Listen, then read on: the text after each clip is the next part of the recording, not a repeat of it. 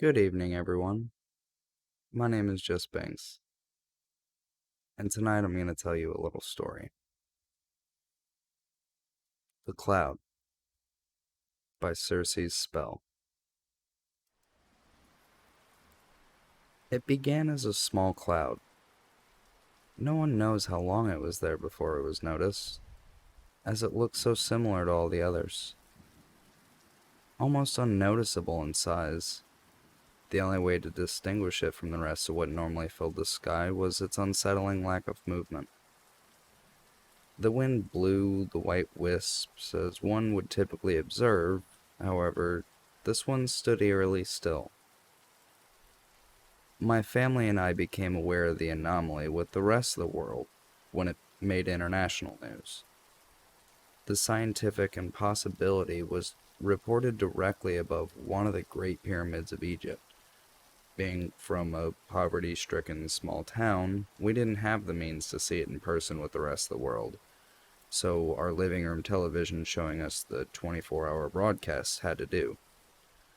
It was studied from afar for about a month. One day, a team of meteorologists announced their plan to send a drone in order to collect samples. The world watched in interest as the small machine flew right up to it. Interest soon turned to fear. The very second the drone made contact, the brightest stroke of lightning anyone had ever seen wrapped itself around the previously flying object and vaporized it instantly. As we watched in shock, what came next was the loudest boom of thunder ever recorded. The broadcast cut out, but the ungodly boom was heard around the world. Minutes later, the broadcast came back on to show the field of people that had shown up to witness the event in person, unconscious on the ground, with blood in their ears.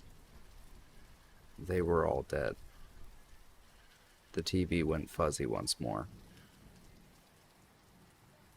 Exactly an hour after the event, the living room screen came back to life.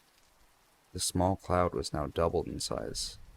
Over the next few days, the cloud doubled every hour on the hour. After it encapsulated our planet, it lowered suddenly. This continued incrementally, every hour on the hour.